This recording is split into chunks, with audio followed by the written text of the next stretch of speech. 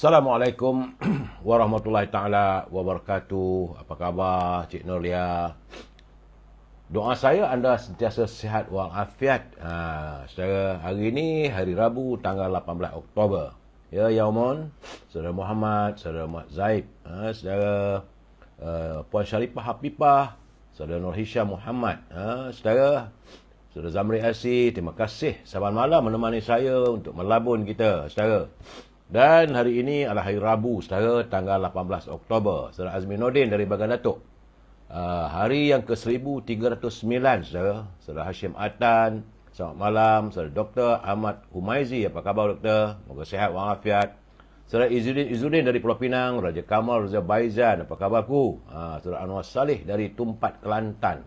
Puan Syarifah Hafifah, Saudara Yamun, Aziz Muhammad, Madam K, Saudara Ahmad Map, Saudara Anwar Saleh dari Tumpat Kelantan, Saudara Yeh Iskandar, begitu juga Saudara Syahid Ibrahim, Saudara Hani Abdullah, Saudara Muhammad Zawal, saudara. Saudara Fazila Awang dari Pulau Pinang hadir, Saudara Joka Karim, apa khabar sahabat, Saudara Ibrahim Cik Mat, Saudara Cik Nolia, Saudara Wan Syarudin, Joka Karim dari Taiping, saudara. Begitu juga Saudara Syarul dari Johor Bahru, Saudara Nur Azam daripada Pokok Sena, Kedah, Puan Aminah, Kak Minah, apa khabar orang Terengganu? Moga sihat. Saudara Muhammad Kapli, Salam Madani, Saudara Richard Bakari, Saudara Muhammad Aizan, Mat Aifizan, Saudara Hani Abdullah. Salam daripada Saudara Yusuf Awang dari Tanah Merah, Kelantan, Edi Tahir, Saudara Sri Temasik daripada Singapura, Saudara Hani Abdullah, Saudara Ramli Abdul Rahman, apa khabar sahabat? Rosini Korengot, apa khabar orang Sarawak? Saudara Zek Zul, Saudara Ibrahim Cik Muda, Saudara Nek Porak, Saudara Cik Latif, begitu juga Saudara Syahrul, Saudara Fauzi Samad, Salam Madani, terima kasih. Saudara Nazar, Saudara Cik Latif, Waalaikumsalam. Saudara Mansur Wahab, salam pencerahan, katanya. Saudara Kamis Nadi, baru lepas hujan di Bahau, Saudara Kamis. Saudara Salih Lembang, Saudara Zainuddin Ismail, itu juga Puan Halimah Musroh, Yid Farid dari Macang, Kelantan, Saudara Abi Abidin daripada Kempas, Johor Bahru, Saudara Yang Maya, salam dari Johor Bahru, katanya. Puan Habidah Kamat, Salam Madani, Nurdin Din, Saudara Bahari Ismail dari Batu Kif, hujan lebat, katanya. Tuan Haji Osman, apa khabar Tuan Haji? Saudara Sabri Jaafar, begitu juga Teratai Selasih dari Kota Baru, Kelantan. Anda sihat ke? Saudara Bahar Muhammad, Saudara Cik Rohani, begitu juga Saudara Azmi Omar dari Mindef, Saudara Tuan Haji Osman, Saudara Abdullah, Saudara Muhammad Jalong, Saudara Puan Sofiah Jusuf, begitu juga Nazir Bazin dari Gombak, Saudara Airil Awi, Saudara Cengkrik Rimba dari Kemaman, Terengganu. Rozi Johari, apa khabar sahabat? Moga sihat semua, dia bagi salam untuk semua. Saudara Muhammad Jalong, Saudara Mat Piah Mentor, Nuraini Adnan, Jamaluddin Harun dari Pahang, saudara. Saudara Fazilah Ismail, Saudara Nur Samba dari Negeri Sembilan, Mak Su daripada Bukit Metajam, Johan Kelabu daripada Sungai Petani, Saudara Puan Nurullah Idris dari Kuala Kangsa, Saudara Muhammad Ahmad, Saudara Ena Putri dari Kuantan, Azali Kasim, selamat malam. Elias Muhammad, Saudara Bahai Muhammad, saudara, salam daripada Kota Baru, Kelantan anda. Saudara Syida, Saudara Abdul Malik, Elias Muhammad, Azli Kasim, Saudara Osman Kamil dari Tanjung Karang hadir, terima kasih. Begitu juga Puan Rosmini dari Pontian, Johor, Harun. Selamat malam. Zulaimi Abdullah, Marikan Ketam dari Kuching, Sarawak, Saudara Omar Abdullah. Semoga semua sahabat-sahabat dirahmati doanya. Saudara Fadil Aman daripada Saudara Fazil Amin, dia mendoakan agar marilah kita berdoa untuk Gaza. Elias Muhammad, Raja Rosli, Raja Sulong, apa khabarku? Moga sihat. Muhammad Yusuf Baharum dari Rawang, hujan lebat katanya. Saudara Muhammad Asri, dia baru seriat lah hujan. Itu juga Azari Tok Kaya, Saudara Mat Syali, Saudara Syukur Jamil, Saudara Muda Sulung, Saudara Bahai Muhammad, dan juga Saudara Muhammad Asri Dir dari Kuantan, Pahang, Fazil Yub, dan Maruzik Yasid, serta Mustafa Ilas, Puan Normah P.E, Muhammad Syali,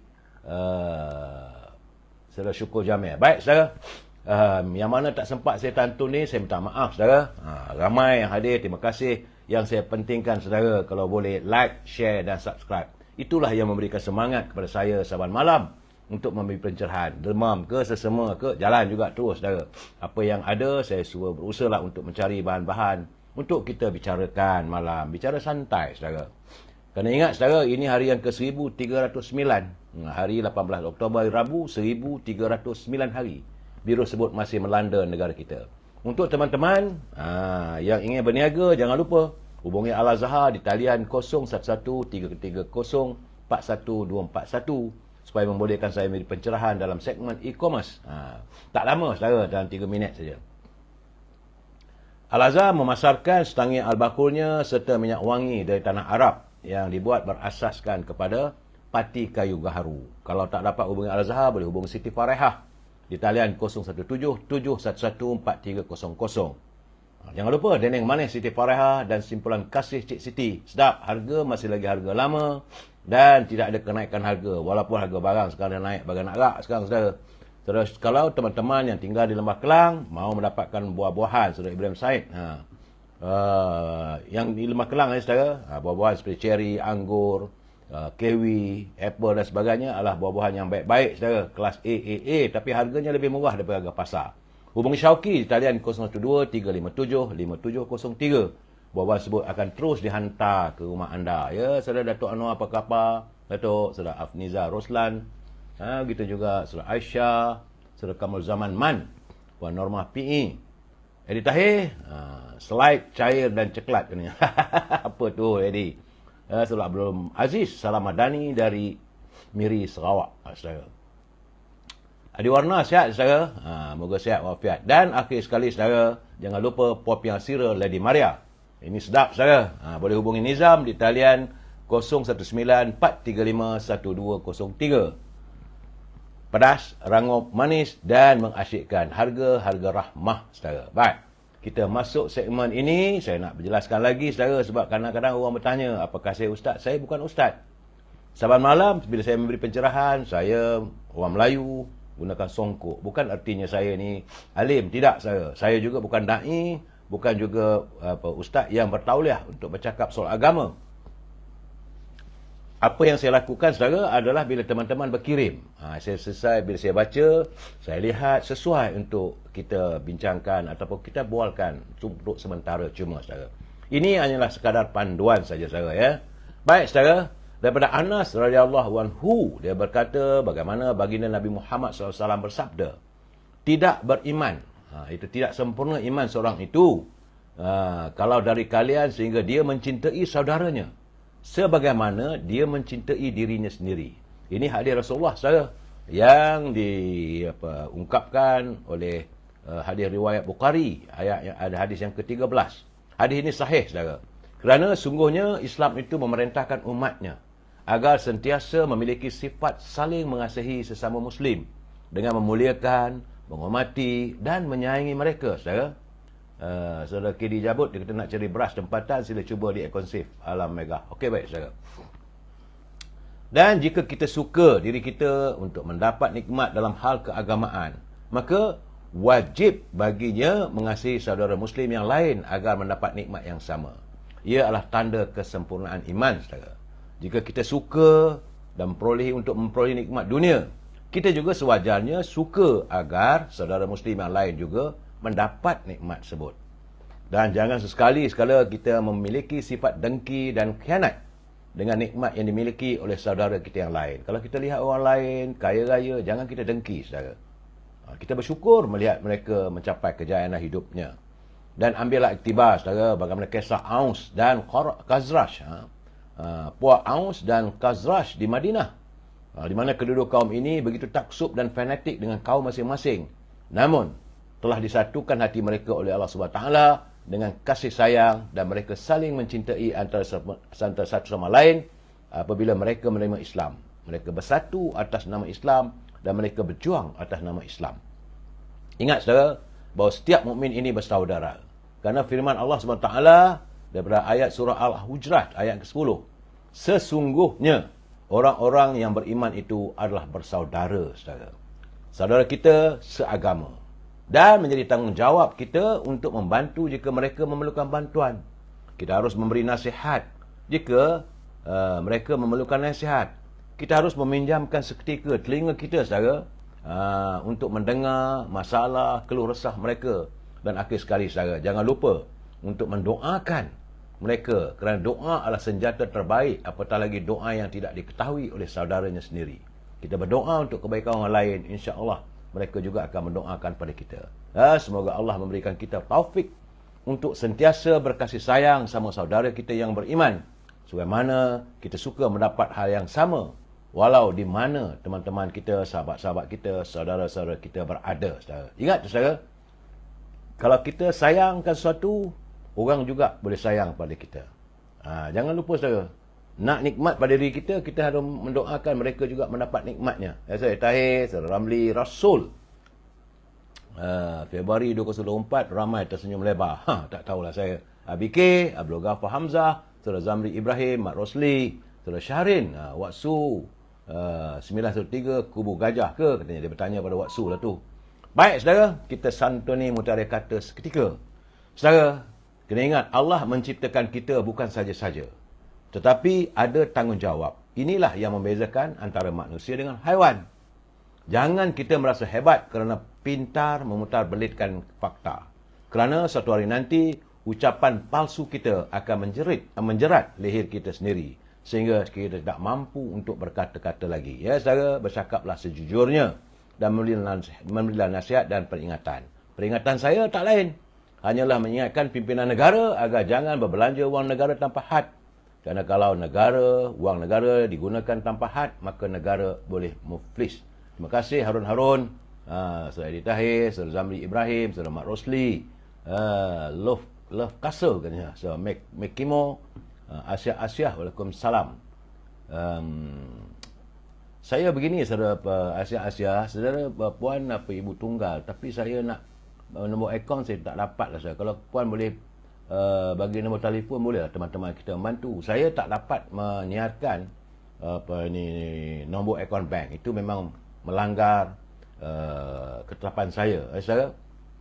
Dan saya harus mengingatkan pada teman-teman, bagi mereka yang menyunting semula live saya ini dan dimasukkan dalam mana-mana media sosial, anda harus bertanggungjawab atas setiap suntingan yang anda lakukan, atas setiap tindakan anda memasukkan apa saja. Bila anda dah sunting, anda putung, anda campur begitu begini, anda masukkan dalam media sosial, itu tanggungjawab anda. Saya tidak akan bertanggungjawab, saudara. Kalau tanya izin, saya memang beri keizinan, tak ada masalah. Kerana saya pun tak mampu, saudara, untuk memantau setiap suntingan yang anda lakukan. Itu kena ingat, saudara. Kerana ini adalah pencerahan politik yang matlamatnya sekadar memberi penerangan, pengetahuan, informasi. Di samping itu, bila saya memberi pandangan ataupun ulasan, kita harus berpegang pada prinsip. Kita mesti bersetuju untuk tidak bersetuju. We must agree to disagree. Itu paksi.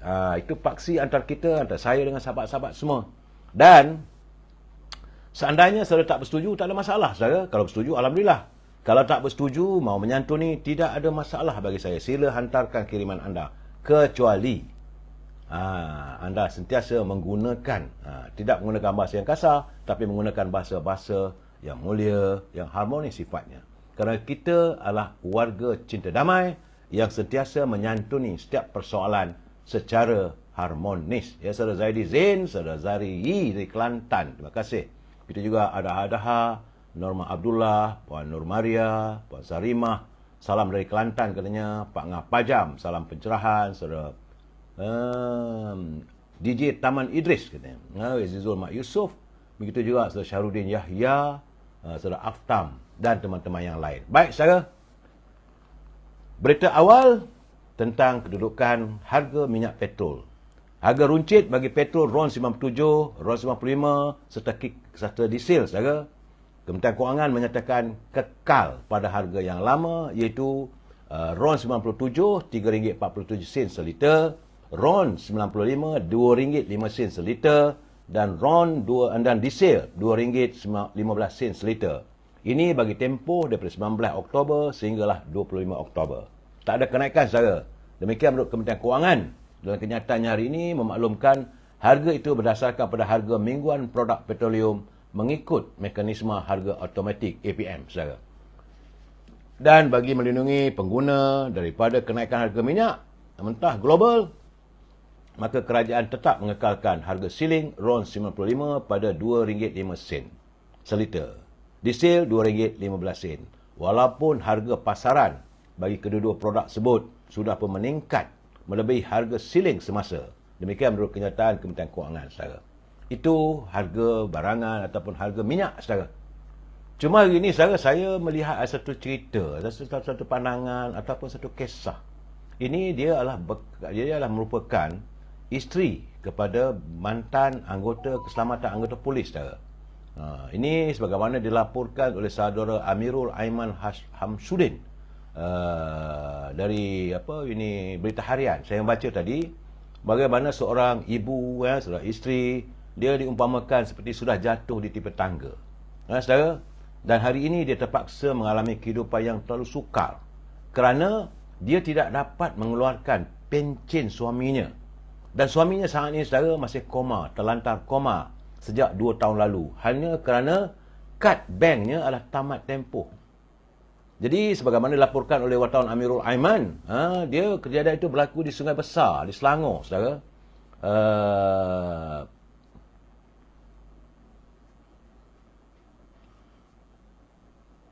Isteri tersebut, saudara,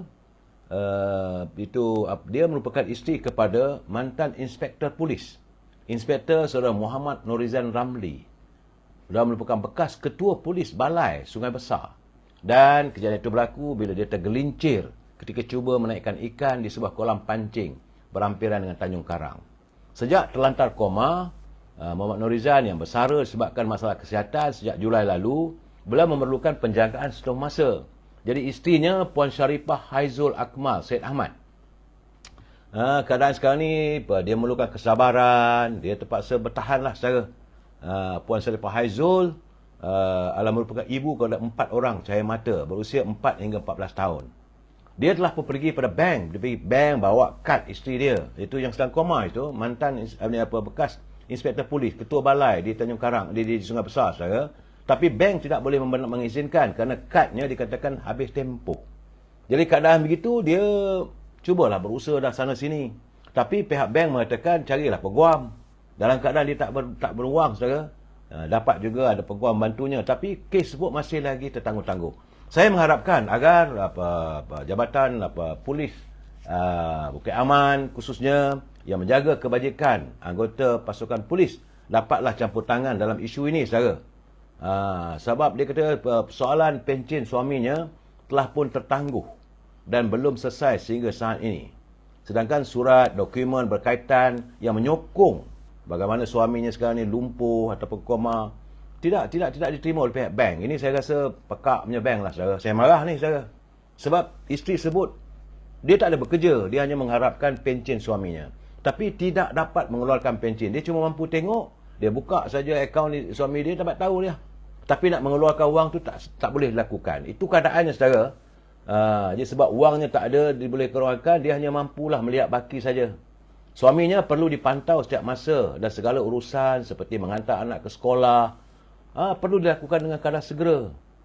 Jadi dia kata tipulah katanya kalau saya tak bersedih. Tapi tidaklah sampai saya menunjukkan kesedihan saya pada anak-anak. Sebab itu saya mengharapkan pihak polis Selangor khususnya sila hubungi Puan Sharifah Haizul Akmal Syed Ahmad di talian 017 355 7214. 017 355 7214. Kerana berita tersebut ada tersiar dalam berita harian. Dia ada menyiarkan nombor banknya, tapi saya tak boleh siarkan nombor akaun bank.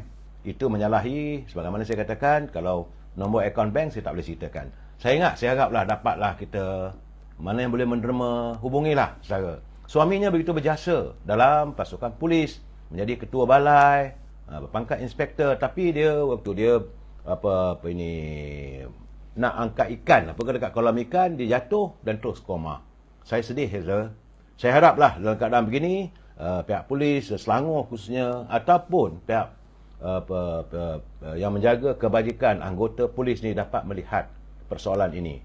Saya amat bersimpatilah dengan Puan Sharifah Haizul sebut, saudara. Saudara boleh hubungi di talian 017 355 7214. Hubungi beliau dan ulurlah bantuan sebab suaminya koma. Nak buat macam mana, saudara? Itu takdir ilahi, saudara. Dia sepatutnya, saudara, staf Wan dia kata pihak bank sepatutnya permurahkan urusan awam. Janganlah merumitkan keadaan. Benar, saudara.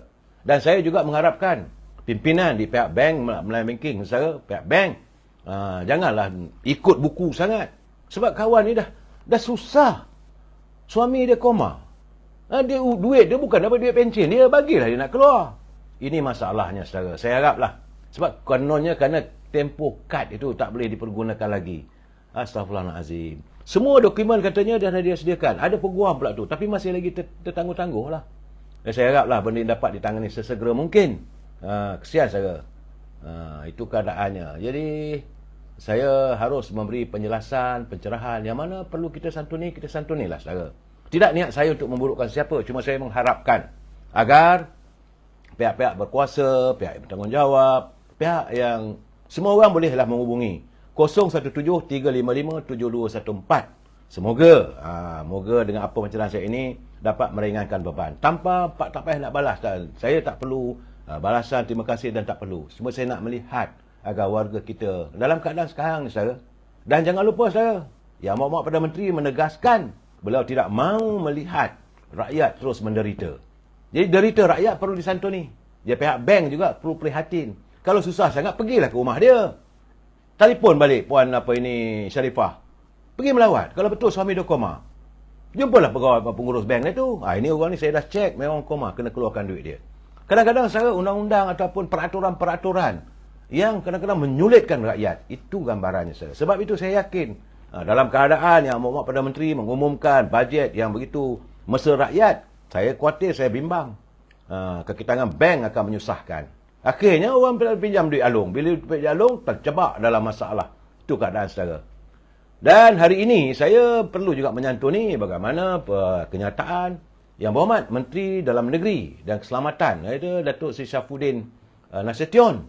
Dia telah mengadakan pertemuan atau perbincangan yang kali ke-9. Berbincang dengan kaki tangan dan juga pihak berwajib di Kementerian Sumber Manusia. Ini menyentuh tentang masalah pekerja asing. Kerana menurut Yang Berhormat Datuk Seri Syafuddin Nasution, dia kata bahawa tahap pematuhan majikan, tahap pematuhan majikan yang menggajikan pekerja asing dalam aspek menjaga kebajikan dan kepentingan pekerja mereka masih belum memuaskan. Terutama sektor perkhidmatan yang mencatatkan pelanggaran undang-undang paling tinggi katanya. Jadi kegagalan buat demikian menyebabkan agensi kawal selia melaksanakan penyiasatan. Dan sekiranya ia berkaitan pelanggaran seksyen dan undang-undang tertentu, mereka boleh dibawa ke muka pengadilan katanya. Sebab sektor perkhidmatan ni saudara adalah meliputi restoran, pencucian, pembersihan, perniagaan borong dan runcit. Begitu juga dobi, hotel, pusat peranginan, spa, kargo, pelabuhan dan lapangan terbang serta perniagaan barang lusuh. Inilah sektor yang menggaji ramai pekerja asing tapi kebajikan pekerja tidak dijaga. Sebab itu beliau mengatakan bahawa pihaknya telah mewujudkan naziran dan laporan naziran yang dibentangkan pada mesyuarat hari ini katanya mencatatkan kemasukan pekerja asing adalah seramai 142,000 orang. 142,000 orang berbanding unjuran yang dilaksanakan oleh agensi kawal selia ialah 20,000 orang saja saudara. Dalam menyentuh soal status kemasukan pekerja asing secara keseluruhannya, menurut Datuk Seri Syafuddin Nasution, sehingga 9 Oktober, kemasukan pekerja asing yang telah diberikan pas lawatan kerja sementara adalah 667,418 orang. Dan sasaran suku pertama tahun ini iaitu sebanyak 518,000 pekerja asing telah dipenuhi. Ya, katanya sektor pembinaan, unjurannya yang diperlukan adalah 301,000 pekerja asing yang diperlukan. Tapi hingga saat 9 Oktober, 222,230 orang saja yang beliau masuk. Iaitu kurang hampir 80,000. Sektor pertanian, unjurannya adalah 90,000 pekerja. Pekerja asing yang diperlukan. Macam ladang kelapa sawit, ladang getah, dan pekerja asing. Tapi yang diperlukan oleh negara. Tapi yang masuk adalah 53,648 orang. Jadi unjuran 570,000, kemasukan 52,000. Sementara kilang unjurannya 50,000, tapi kemasukan 197,213. Inilah dua sektor yang menerima kemasukan begitu ramai. Yang kita perlukan sektor pertanian. Yang kita perlukan adalah sektor peladangan dan juga pembinaan saudara. Jadi dalam keadaan begini katanya jumlah pekerja asing yang telah diberkas dia diberikan LKS setakat ini negara telah memberikan permit kepada hampir 1.7 juta dan jumlah itu memadai selepas ini katanya. Jadi sebab itu kerajaan akan memantau kota yang telah diluluskan dan tidak ada lagi permohonan untuk kota baru. Jangan mimpilah saudara nak buat meniaga ini, saya selalu kata meniaga hamba abdi ni, berhentilah saudara. Itu keadaannya, jangan nampak gayanya Menteri Dalam Negeri serius, tegas. Sebab kebanyakan mereka yang dibawa balik dan bawa datang sini bekerja di sektor perkhidmatan, kebajikan mereka tidak dijaga. Akhirnya negara kita jadi buruk di mata orang. Sebab itu laporan-laporan berhubung tentang tenaga pekerja asing ini sebenarnya tidak berlaku di sektor peladangan. Tapi bila laporan media dan dipetik oleh media antarabangsa, akhirnya badan perhubungan antarabangsa mengatakan bahawa kita menggunakan pekerja-pekerja dengan buruh paksa. Akhirnya minyak kita juga tak boleh nak dieksport dan sebagainya. Ini masalah saudara. Sebenarnya sektor yang tidak mematuhi tentang kehidupan para pekerja yang dibawa masuk dari luar negeri adalah sektor perkhidmatan. Perbaikilah anda sebagai agennya saudara. Baik saudara, itu tentang buruh asing. Bagaimana hari ini tampak gayanya, saya rasa setakat ini pihak pendakwaan dalam ini perhubungan kes YNDB saudara. Katanya pihak pendakwaan memberi bayangan selalu melalui timbalan pendakwa raya Ahmad Akram Garib. Dia kata perbicaraan hari ini sudah pun berada di landasan yang terakhir. Dan nak tamat dah, nak habis dah saudara. Dan saksi hari ini iaitu Nur Aida. Tapi katanya kami tidak bolehlah memanggilnya lagi kerana masih terdapat dokumen yang perlu diterima masuk sebelum saksi ini memberikan keterangan. Jadi artinya saudara, perbicaraan Datuk Seri Najib sudah pun berada di fasa akhir. Sama-samalah kita tunggu keputusannya yang berhubung tentang tuduhan dalam 1MDB saudara. Itu saya cuma melaporkan saja saudara, tak lebih daripada itu. Dan hari ini mantan Perdana Menteri Tan Sri Muhyiddin Yassin juga saya melaporkan saudara, jangan kita menuduh. Beliau hari ini menafikan bahawa pihaknya ada terlibat ataupun ada kaitan dengan syarikat penerbangan yang digantung operasi iaitu My Airline atau mana-mana pemegang saham syarikat tersebut. Bahawa menuduh mengatakan bahawa MY itu adalah Muhyiddin Yassin Airline. Sebab saya kata jangan kita buat tuduhan sebarangan, tak baik saudara. Sebab itu hari ini dalam satu kenyataan di laman sosial, pengurusi Perikatan Nasional itu berkata bahawa beliau tidak mempunyai sebarang pengetahuan mengenai latar belakang syarikat tersebut. Kenyataan itu dilakukan susulan ada pihak yang cuba mengaitkan dirinya dengan kemelut yang melanda My Airline. Saya bercakap terbuka. Bagi saya kalau salah tetap salah. Kalau betul tetap betul. Kalau tak betul tetap tak betul. Ya, saudara? Sebab itu katanya carian saya menunjukkan bahawa syarikat tersebut, iaitu syarikat My Airline ini mendapat kelulusan bersyarat itu lesen perkhidmatan udara pada 22 Disember 2021. Itu semasa saya tidak lagi menjadi Perdana Menteri.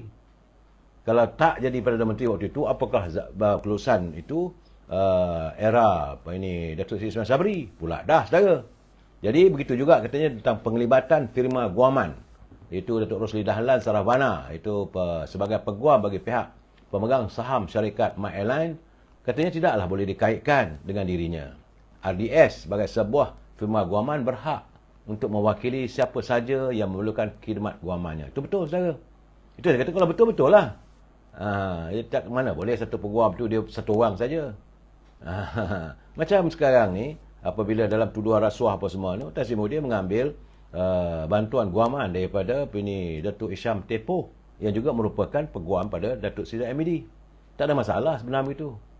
Saudara, Tan Sri Muhyiddin kata beliau percaya ada pihak-pihak tertentu yang cuba mencemarkan nama baiknya dengan tuduhan jahat. Sebab itu saya kata saya, jangan kita tuduh, tunggu. Sebab My Airline ni telah mengumumkan pergantungannya. Saudara, pergantungannya pada 12 Oktober lalu. Ini yang membuatkan penimbul macam-macam masalah pada orang yang telah pun membeli tiket dan sebagainya. Dan semalam pengasas bersama pemegang saham majoriti My Airline sedang berhad serta isteri dan anak lelakinya telah pun direman selama 4 hari bagi membantu siasatan. Pihak polis telah pun, menurut pengarah Jabatan Siasatan Jenayah Bukit Aman, Datuk Seri Ramli Muhammad Yusof berkata pihaknya telah pun mendapat permohonan ketiga-tiga individu itu direman bermula hari ini. Biarlah pihak polis buat siasatan. Jangan kita tuduh, saudara. Saya tak berminat untuk menuduh. Yang benar saya katakan benar. Walaupun saya tak bersama dengan Datuk Saifuddin, beliau adalah parti lain. Tapi dari segi politik kita berlawan lah, saudara. Tapi berlawan secara sihat, bukan menabur fitnah. UMNO tidak menaburkan fitnah, mereka saja yang suka menabur fitnah. Saya kena ingat, saudara. Pimpinan UMNO dia tak suka menabur fitnah. Kita bercakap yang benar.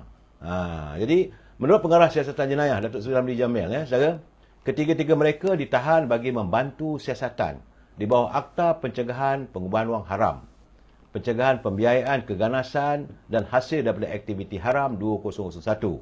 Tangkapan dilakukan di kediaman mereka di Shah Alam semalam, kata pihak polis. Saudara, My Airline sudah pun digantung dan sekarang ni rakyat yang membeli tiket sedang menuntut.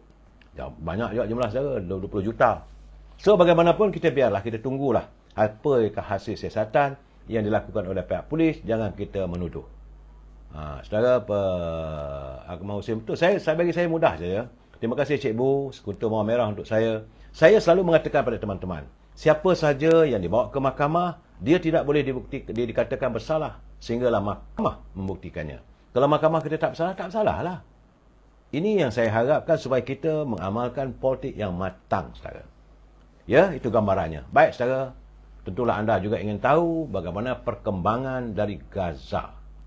Dan saat ini saya nak bagi tahu juga, saudara, selain daripada sebelum saya nak mengulas tentang apa yang berlaku di Gaza berhubung dengan tuntutan warga Palestin, saudara, saya juga difahamkan bahawa kira-kira 500,000 pendatang haram Yahudi yang telah dipindahkan kerana hilang tempat tinggal dalam tempoh 10 hari sejak pejuang Hamas melancarkan operasi di Al-Aqsa pada 7 Oktober. Perkembangan itu sekaligus menyaksikan giliran golongan tersebut pula menjadi pelarian sebagaimana yang dihadapi oleh warga Palestin sejak beberapa dekad lalu. Kerana data dimaklumkan menurut jurucakap pasukan pertahanan Israel, Jonathan Conricus. Apakah ini data itu benar atau tidak, tak tahulah, saudara. Tapi itu kenyataan Jonathan Conricus selepas Tel Aviv berdepan serangan terburuk dalam sejarah 75 tahun penubuhan negara haram tersebut. Katanya pemindahan berskala besar dilakukan ke atas kesemua komuniti penduduk Israel. Proses itu dilakukan atas usaha mereka sendiri. Dan kami tidak mahu orang awam berada dekat dengan zon tempur. Ketika sekarang ni, saudara, 500,000 orang Israel sekarang ni melilau nak cari tempat perlindungan. Kesan bila tercetusnya peperangan, saudara. Dan sekarang dia rasalah juga sana. Saya bukan nak memadamkan muka, tapi saya rasa itu balasan, saudara. Sebab itu, apabila pagi tadi kita menerima berita yang paling menggemparkan, dan ini kelakuan, tindakan yang bagi saya di luar peradaban kemanusiaan. Apabila sekurang-kurangnya 500 orang telah terbunuh dalam serangan udara Israel ke atas Hospital Ahli Arab, hospital di Gaza. Mana boleh dalam peperangan kita mengebom ataupun menyerang hospital. Demikianlah menurut pihak berkuasa Palestin di wilayah yang dikepung semalam, iaitu sekurang-kurangnya 500 orang terbunuh apabila hospital dibom, saudara.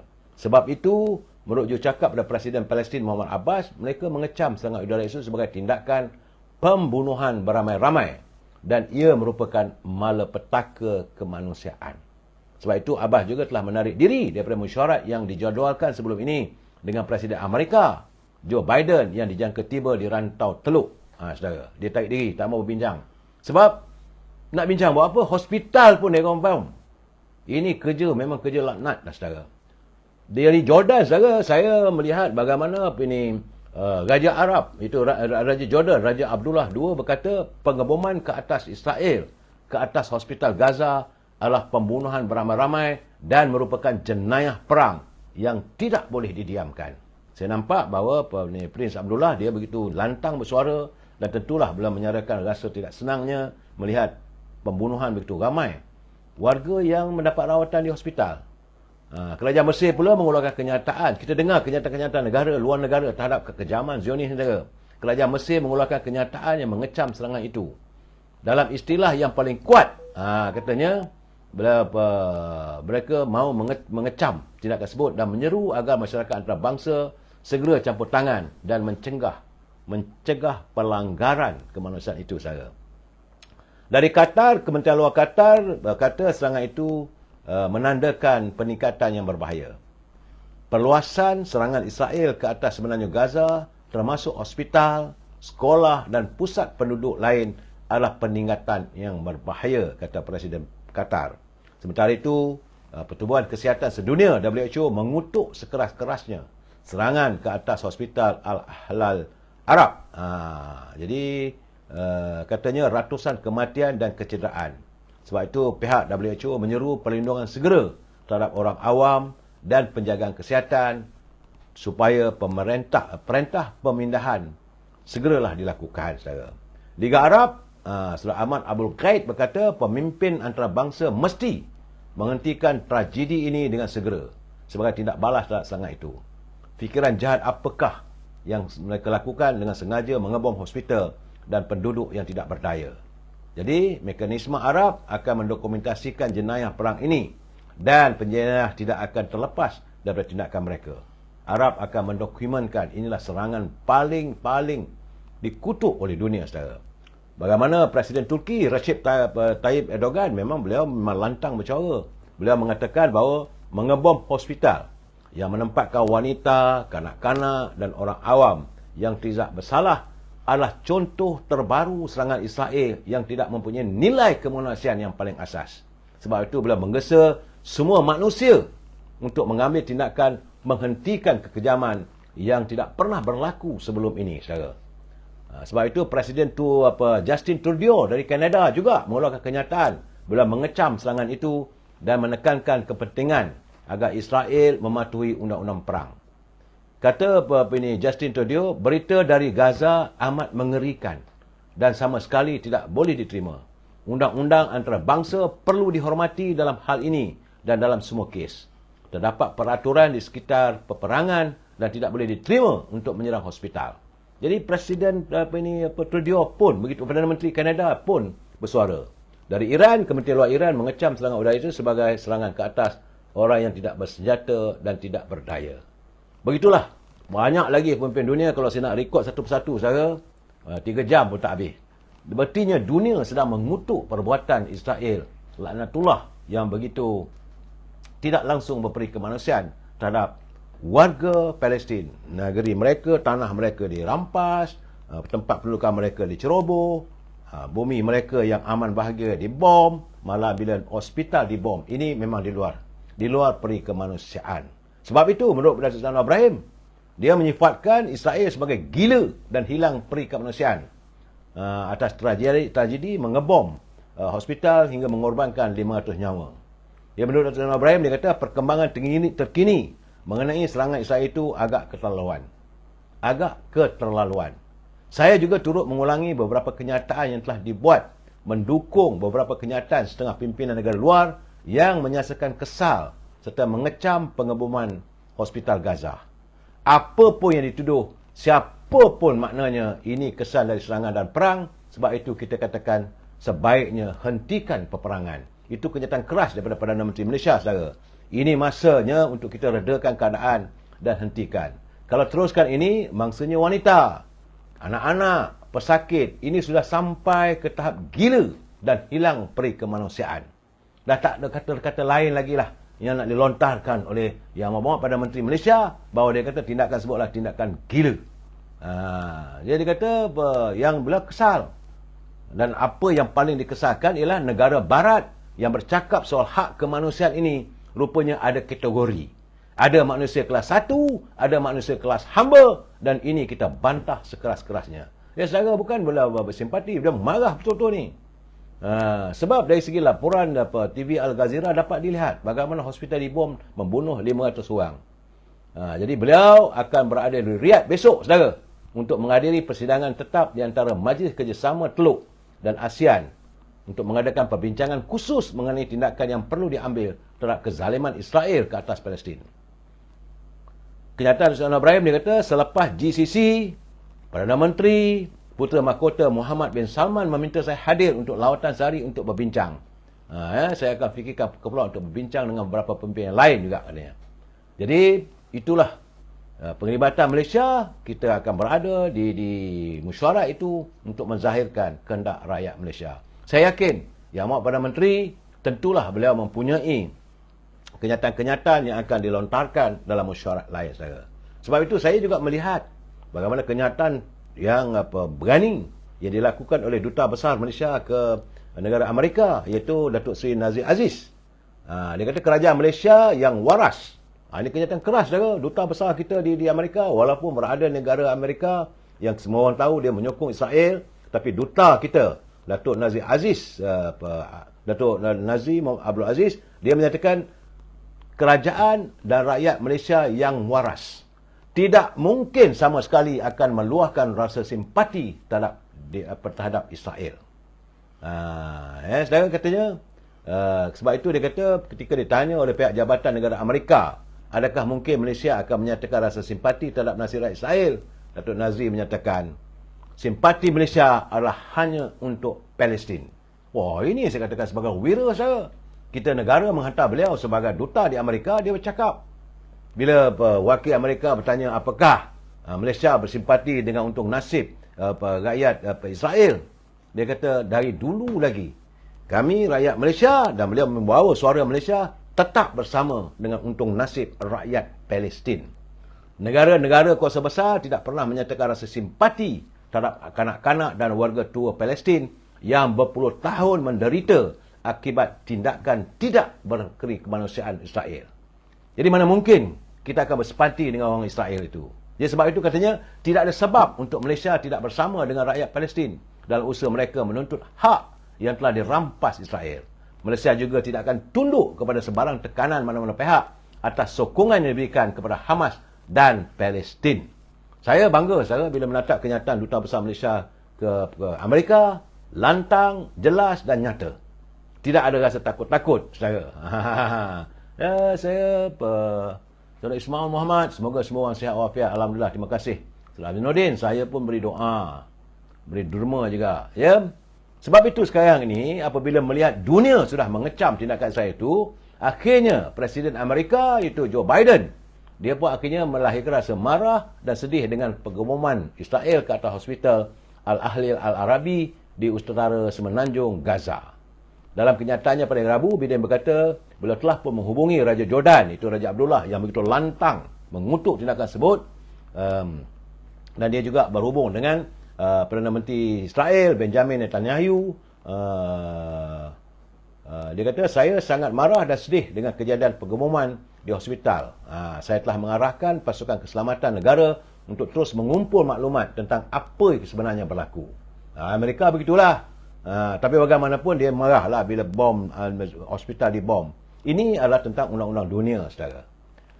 Jadi saudara, kita mengharapkanlah, sama-samalah kita berdoa agar Allah SWT menyelamatkan saudara kita yang berada di bumi Gaza, saudara. Cuma saudara, saya ada teman-teman bertanya, sebab kita sibuk sekarang ni mengumpul derma, sebab Yang Amat Perdana Menteri, Yang Amat Datuk Seri Zahid Hamidi mengatakan bahawa kita berusaha untuk mencari dana sekitar 100 juta untuk dihantar ke Gaza bagi membantu saudara-saudara kita yang diberlasah oleh Yahudi, Zionis, saudara. Ya, bagaimana ada orang bertanya, apakah kalau NGO buat apa pungutan, maka mereka boleh mengambil 30% daripada jumlah derma yang terkumpul. Dalam hati saya kata tak perlu nak bercakap. Kenapa perlu kita nak ambil kesempatan? Sepatutnya kita tak mampu untuk menderma. Kalau orang derma, kita salurkan terus. Jangan nak ambil-ambil begitu, saudara. Ini pernah berlaku dulu, saudara. Saya ingat sekitar tahun, tak silap saya tahun 80-an dululah. Apabila Kabul diserang oleh, tak silap saya, Rusia. Pelarian-pelarian Afghanistan, mohon derma daripada kita. Maka diadakan kutipan. Dan kabarnya ada jugalah kadang-kadang derma-derma yang diselewengkan. Jadi saya haraplah teman-teman, tak payah nak tanya.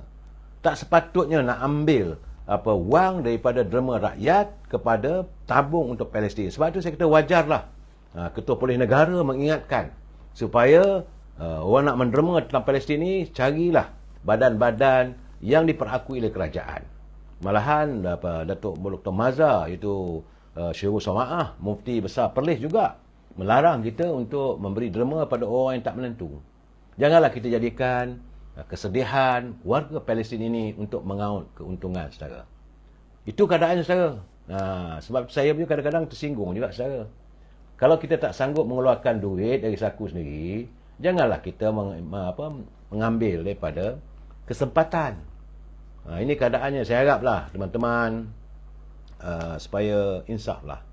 Kita tak dapat mengeluarkan duit, janganlah kita nak ini kata sakau pula. Dengan cerita-cerita sedih, maka ni kita kumpul duit masuk poket kita, tak payah. Satu sen pun jangan kita ambil, saudara. Jangan bersimpatilah dengan kehidupan warga Palestin, saudara. Sebab saya lihat sekarang masa macam-macam di Mesir hari ini, di Kairah, saya menerima berita, saya agak tak senang saya apabila ini Presiden Mesir Abdel Fattah Al-Sisi, dia menegaskan bahawa negaranya menolak langkah untuk pemindahan secara paksa membabitkan jutaan rakyat Palestin ke Sinai. Bagi saya itu bukan kenyataan yang wajar. Betul lah, dia tidak mahu agar warga-warga Palestin dipindahkan oleh Israel ke Sinai, saudara, sempadan Sinai. Tapi bagi saya adalah cara lain buat kenyataan tu, saudara. Sebab sekarang ni bayangkanlah, warga Palestin dah tak tahu tempat nak tinggal lagi. Apabila tentera-tentera Israel memindahkan mereka daripada utara Gaza, suruh pergi ke selatan Gaza, ia tidak mungkin boleh menampung untuk menerima kehadiran pelarian daripada utara Gaza. Sedih, saudara. Gitulah keadaannya, saudara. Saya harap kalau bolehlah, seboleh mungkin janganlah negara kita menghadapi suasana begitu. Itulah, saudara Somad dia, itulah derma pun nak diambil. Buat apa? Itu keadaannya. Saya haraplah kadang-kadang kalau boleh, jangan kita ambil kesempatan atas penderitaan orang lain. Baik, saudara, itu yang berlaku di Gaza. Telah pun saya nyatakan sedikit berita perkembangan di Gaza. Saudara, balik ke dalam negeri, hari ini saya nampak yang Bapak Perdana Menteri begitu tegas dengan lantang menyatakan bahawa kerajaan tidak akan membiarkan pengulangan tabiat merugikan dalam mana-mana agensi atau syarikat, khususnya yang membabitkan pegangan Bumiputera seperti yang berlaku sebelum ini. Dia merasmikan hari ini tepat. Dia kata, Perdana Menteri Zona berkata pihak pengurusan agensi harus bertanggungjawab sepenuhnya jika dikesan berlaku penyalahgunaan kuasa dan penyelewengan dalam mana-mana organisasi tersebut. Saya nampak Datuk Zana Ibrahim keras kenyataan ini, mengingatkan mereka yang memimpin GLC toe to the line, janganlah mengakibatkan agensi itu mengalami keguguran. Sebab itu dia kata, sebelum ini saya tekankan bahawa kerajaan tidak boleh mengizinkan pengulangan tabiat yang merugikan. Kerana kita membentuk agensi atau syarikat Bumiputera yang penting, kadang-kadang ada berita baik, diurus dengan baik. Jadi, tapi kadang-kadang ada juga penyelewengan. Ini yang akan ditangani oleh beliau selaku Perdana Menteri dan Menteri Kewangan, saudara.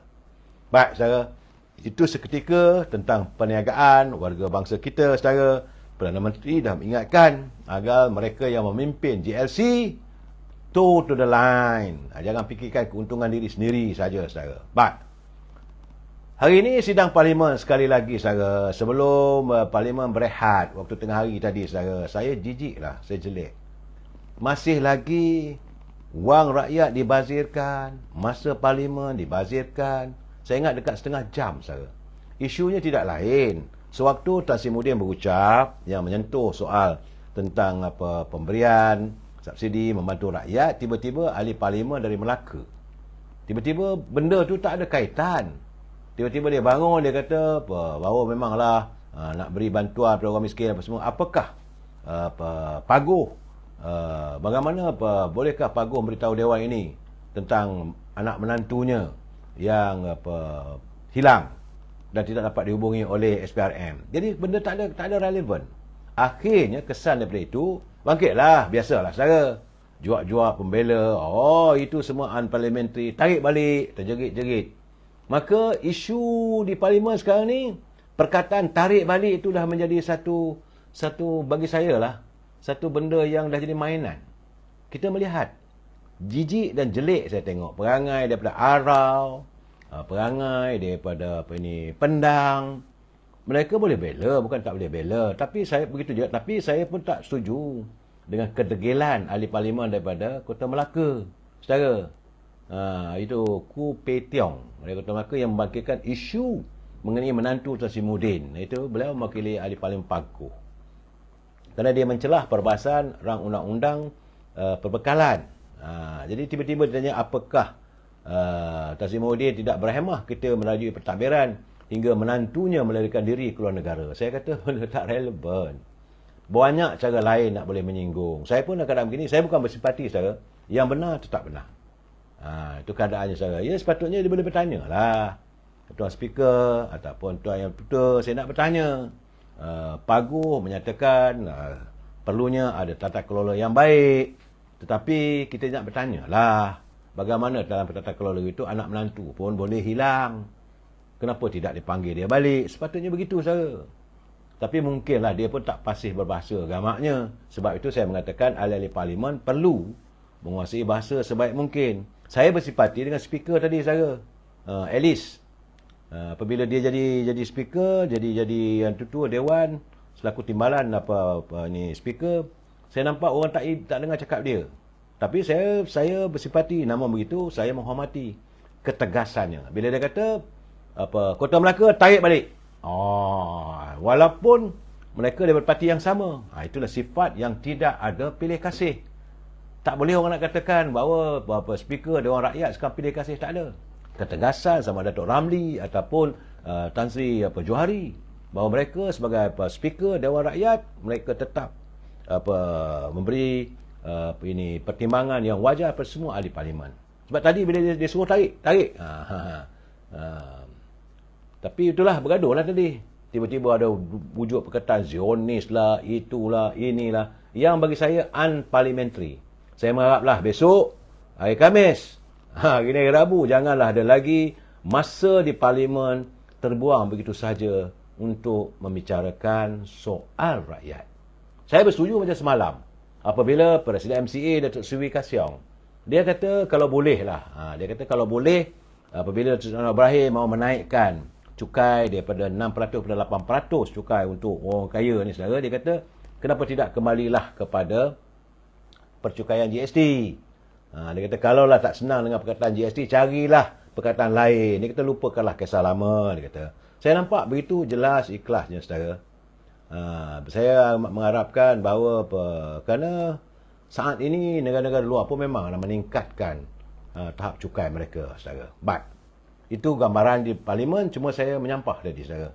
Tak ada kerja lain, habislah waktu parlimen yang sepatutnya membicarakan soal rakyat dibazirkan dengan begitu saja.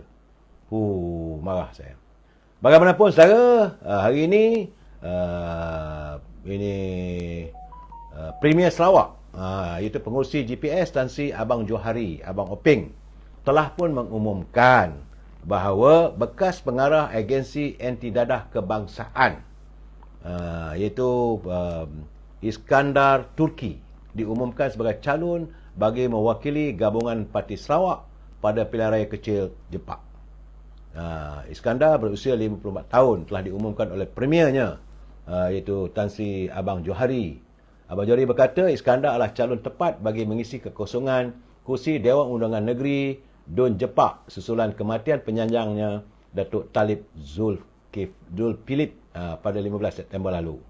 Dia katanya pemilihan Iskandar diputuskan selepas pihaknya berpuas hati dengan penelitian latar belakang beliau serta saringan oleh Suruhanjaya Pencegahan Rasuah dan Polis Raja Malaysia.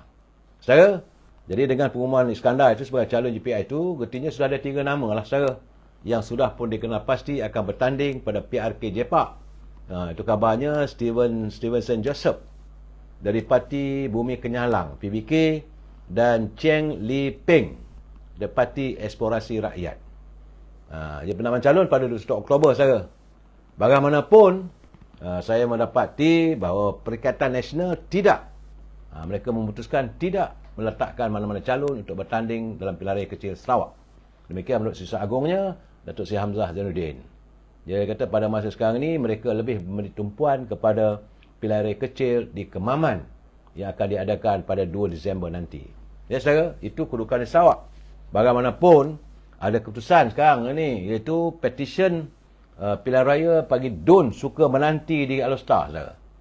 Hari ini Mahkamah Al-Usta membatalkan petisyen pilihan raya yang dikemukakan oleh Ketua Penerangan PKR Kedah, Datuk Zamri Yusof, yang mencabar keputusan pilihan raya bagi Dewan Undangan Negeri Suka Menanti pada 12 Ogos lalu.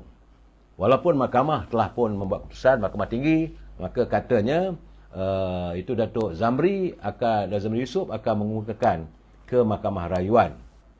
Kerana Hakim Kwee Chiu Sun telah pun membuat keputusan bahawa kerusi Dun Suka Menanti kekal kepada calon siapa nama calon itu, saudara? Daripada Perikatan Nasional lah, saudara. Tak silap saya, Dun Suka Menanti ni siapa ni?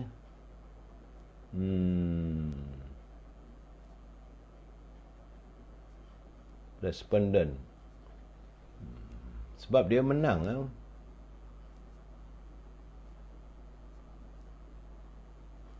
Peguam Bukanan Ahmad Hambali, Saluddin Ali, Nur Idayu. Pada PRN lepas, Zuwahir. Zuwahir mewakili Perikatan Nasional. Dia menang dengan majoriti 8,245. Mengalahkan Datuk Zamri yang mendapat 10,151 undi. Jadi Datuk Zamri akan memfailkan petisyen itu ke Mahkamah Rayuan. Tapi bagaimanapun Mahkamah Tinggi telah pun memutuskan bahawa Zuwahir kekal sebagai ahli Dewan Undangan Negeri kawasan Suka Menanti. Bagaimanapun saudara, di Melaka pula, Mahkamah Pilihan Raya menetapkan pada 27 Oktober depan sebagai tarikh keputusan petisyen pilihan raya untuk kerusi Parlimen Masjid Tanah. Apabila Hakim Datuk Abu Bakar Qatar membuat keputusan itu, bila pihak pemetisyen memohon menutup kes selepas pihak pemetisyen gagal mengumpulkan saksi penting untuk berbicaraan. Saksi penting kata dah lari. Walaupun mahkamah telah mengeluarkan waran tangkap, tapi masih lagi belum dapat dibawa ke muka pengadilan sebagai saksi penting. Jadi artinya kerusi di Parlimen di Masjid Tanah masih lagi tergantung, belum ada keputusan. Tunggulah 27 bulan nanti, saudara. Sebab itu sekarang ni, saudara, saya juga melihat kenyataan Datuk Seri Anwar Ibrahim ini menyentuh tentang apabila Ketua Pembangkang Datuk Seri Hamzah Zainuddin mengatakan bahawa ada tekanan terhadap ahli parlimen dari Kuala Kangsar. Kononnya itu Datuk Iskandar Zulkarnain, kononnya diugut oleh SPRM. Jadi hari ini Datuk Seri Anwar Ibrahim dia minta, kalau benar dia kata Ketua Pembangkang Datuk Seri Hamzah Zainuddin perlu menunjukkan bukti. Jika benar dakwaan kononnya ahli parlimen Kuala Kangsar Datuk Iskandar Zulkarnain diugut supaya menyokong kerajaan persekutuan. Beliau menafikan dakwaan dibuat oleh Hamzah itu. Dia kata ini satu tuduhan yang serius dan sepatutnya dibuat laporan untuk siasat. Saya nampak gayanya mungkin ada laporan lah akan dibuat oleh pihak ahli-ahli parti daripada Parti Keadilan, pihak yang menyokong kerajaan perpaduan. Pasti mereka akan memfailkan laporan polis. Kerana dia kata Hamzah perlu mengumpulkan bukti. Kalau tak ada bukti, ini merupakan tuduhan jahat yang liar. Sebab dia selaku Ketua Pembangkang, selaku ahli parlimen, tak sepatutnya mengemukakan tuduhan yang sebegitu kalau tidak mempunyai bukti. Dan hari ini Datuk Seri Anwar Ibrahim mencabar.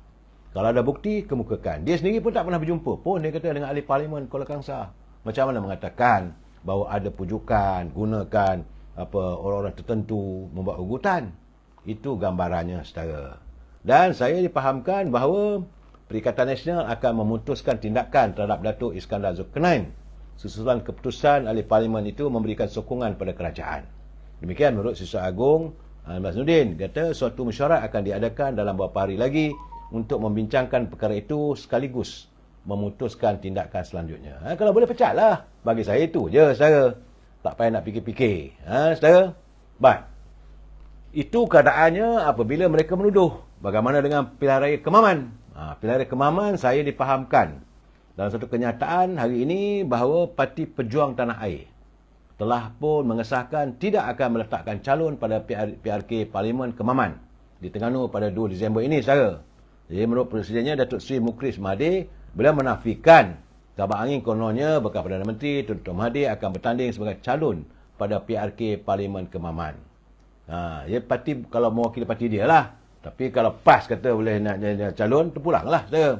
Dia kata kita tak letak calon. Kami kini fokus untuk memperkukuhkan parti. Sebab katanya pejuang akan membina kekuatan bagi menghadapi PRU 16 nanti. Itu menurut Muklis. Jadi parlimen kali ini kita akan melihat bagaimana kedudukan parti pejuang tidak meletakkan calon. Saya menjangkakan calon ni one by one lah. Antara calon daripada, saya yakin kali ini Tun UMNO Barisan Nasional akan menentang calon daripada Perikatan Nasional, sama ada daripada PAS ataupun daripada parti PBM. Tapi yang pasti PBM tidak akan meletakkan calonnya. Tapi kalau PAS pula menganggap kalau mungkin dia masih lagi nakkan Dr. Mahathir ataupun merasakan cara nak balas budi Dr. Mahathir, maka itulah keadaannya. Itu gambaran yang perlu saya jelaskan pada anda kedudukan politik semasa hari ini. Saudara, sama-samalah kita berdoa kepada Allah Subhanahu Wa Taala agar negara kita diselamatkan. Tidak terjadi sebagaimana jadilah tauladan, jadikanlah sempadan apa yang berlaku di bumi Gaza hanya kerana perbalahan politik rakyat yang menderita.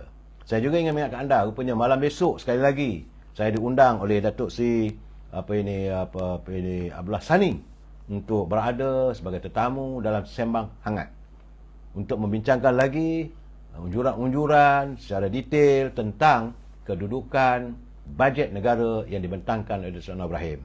Pasang-pasang telinga saya. Besok mesti panas. Bagaimanapun waktu sama 9.30 malam, bolehlah layari channel saya ini untuk mengikuti bicara saya bersama dengan Dato' Abdullah Sani berhubung tentang kedudukan bajet negara. Kita jumpa besok saudara di halaman Sembang Hangat. Wabillahi taufiq wal hidayah. Assalamualaikum warahmatullahi wabarakatuh. Selamat malam. Terima kasih.